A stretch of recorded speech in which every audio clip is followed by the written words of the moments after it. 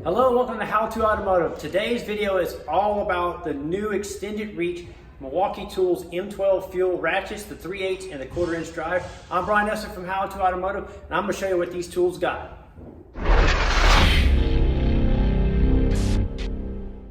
So this is the first look at the new Milwaukee's M12 3/8 extended reach ratchet. And here is the first look at the 1/4 inch version. So I will briefly go over the specs with these two tools. I'm more excited to put them to use and show you how they can benefit you and what they're capable of doing. So the 3/8 has 55 foot-pounds of torque. It's the same as the previous model, and the new 1/4 inch version has 40 foot-pounds of torque. Both of them come in this nice carrying bag. Will feature the main tool, one 2-hour amp battery, and a charger. Just like on the previous models, they have a fuel gauge to tell you the battery life. They're both considered fuel models, so that means that they have brushless motors. So the main difference is the extended neck on these, or what I would like to call them as long necks. So for a little side-by-side comparisons, here's the original fuel models, and here's the new extended reaches. Necks are made out of high-quality steel. Here's the exploded view of all the internal parts of it. I'm not sure what the thread count is on it, but that does have a fine tooth feel to the ratchet. So now I'm excited to show you what these ratchets are really made for, and that's working on cars. So in this clip here, I'm installing a spark plug, and I wanted to share with you one of my favorite features, which is the variable trigger. Allows me to slowly run these fasteners in. And because of the extra length on the ratchet, it's really nice to ratchet it and get that leverage that you need to tighten those fasteners down. In this case, it was a spark plug, and I was able to slowly run that spark plug in. And because of the length on the ratchet, it gives me more of a standard ratchet feel. So I was able to tighten the spark plug down kind of by feel, that little crush washer on it. So it made it feel like I was using a regular handheld ratchet.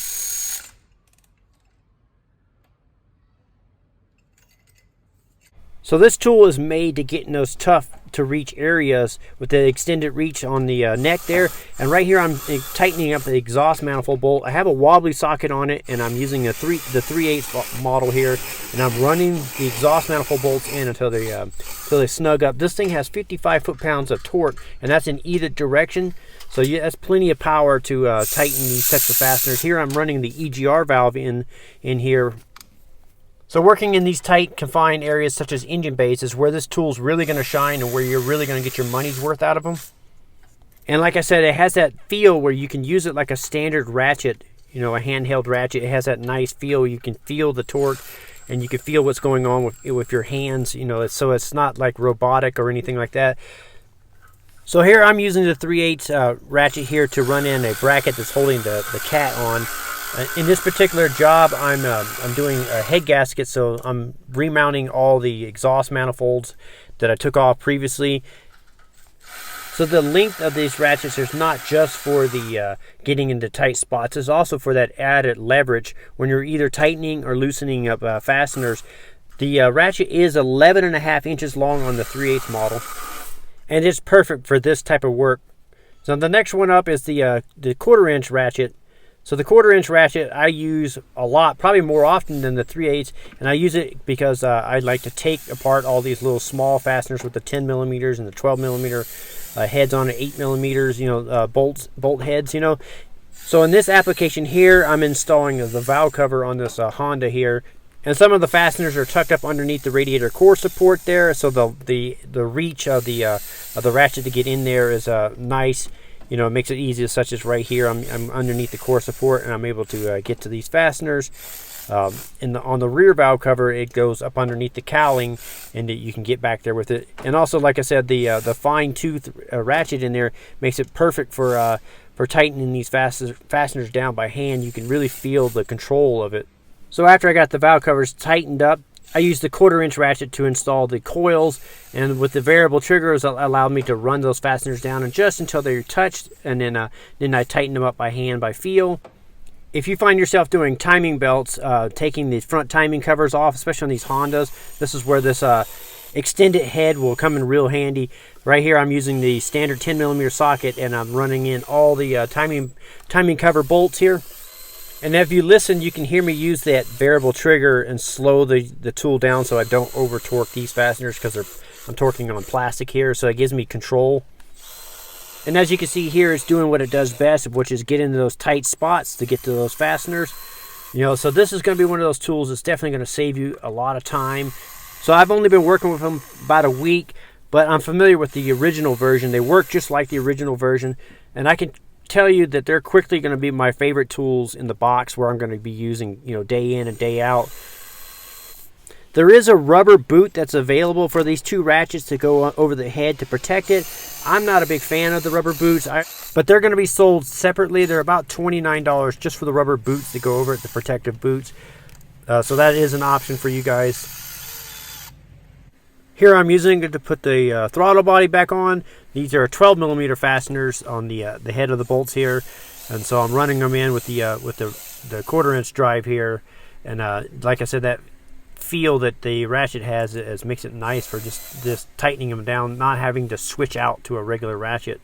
So on this BMW M5 here, I'm doing spark plugs on this vehicle. It had a misfire, and this ratchet really kicked butt on this particular application, because there's a lot of areas where it's kind of tight in here, and you would normally want to use hand tools to take this all apart, but I was able to take it all apart with the ratchet. So when I went to take the ignition coils off, each coil had two 10mm bolts holding it on, and then also the wire loom on top of the coil had a couple 10mm bolts. And using this ratchet right here, going along the side of the valve cover here, it really just made it easy to get in there and remove these fasteners, and I was able to do it really quick. So the 1/4" ratchet has 40 foot-pounds of breakaway torque and tightening torque, so it allowed me to break all these fasteners free without actually ratcheting the wrench. I could just use the torque of the motor to break all these fasteners free, which is nice in these confined areas where you don't have a lot of room to ratchet the ratchet itself. So having the power of the motor to break these fasteners free was really, really nice, and made it super fast and efficient to remove all these fasteners on these ignition coils and wire looms here. So once I got the coils unbolted and removed, then I went and switched back to the 3/8 model, and then I removed the spark plugs. So I like to have both the tools to work like this. So on some fasteners, the 3/8 is better than the 1/4", and vice versa. So having both of the tools makes it that much more efficient in doing jobs like this. Here I'm using it to remove the spark plugs. As you can see, I'm cracking the spark plug loose by hand, and then once I got it cracked loose, I spun it out with the tool. And as you can see here, this job just turned into a bigger job. The valve cover gasket is leaking and filling up the spark plug tubes here with engine oil. Now the handles on these two ratchets are made out of plastic and rubber, and they're going to get oily. So the original versions are the same exact handles as this version, and I've had them for over a year now, using them just like I'm using here on a daily basis, and they're holding up just fine. So you don't have to worry about oil and grease and stuff getting on the plastic part and ruining it. Sure, the finish will fade over time, but that's not what these tools are made of. They're not made for looking at, they're made for using. What is important is that the rubber handles and stuff doesn't break down and become useless. It holds up to the rubber. These also come with a 3-year warranty, and most of their competitors only come with a 1-year warranty. So the recommended price for the 3/8 drive ratchet is for the kit is $339. That's going to come with the one battery, the charger, and the tool. The 1/4" is $10 cheaper. You can also get these in bare tool, so they're going to be around $229. That's a suggested price. That doesn't mean that you can't search around the internet and find these cheaper, but that's the recommended price for these tools. So I got to put these through the paces on all kinds of jobs this week, from AC condensers, what I'm doing right here in this particular clip, to the valve covers, to cylinder head repair. I even did some axle shaft replacement, and I used them there. And the best part about it is each application that I used them in worked perfectly. It helped me beat that book time, so I made money with these tools. And I know if I can make money with these tools, you can make money with these tools. So that's why I would highly recommend these tools for you guys. When they come out on October 1st, these are going to be a must-have in your tool collection. I would love to know what you guys think of the ratchets. I wanted to know if you considering putting them in your toolbox, if you think it's a gimmick. What's your thoughts on them? My personal thoughts are they're a winner, and that's what I think. I will also link up in the end cards the previous reviews I did on the original fuel ratchets. That way you guys can check those out. All right, as soon as these tools are available, I will link them up in the description of the video. That way you guys can pick those up. I'm Brian Nussel from How To Automotive. I'd like to thank you guys for watching. Encourage you to subscribe. Invite you to head over to the howtoautomotive.com website for more valuable videos like this. Thank you again for watching.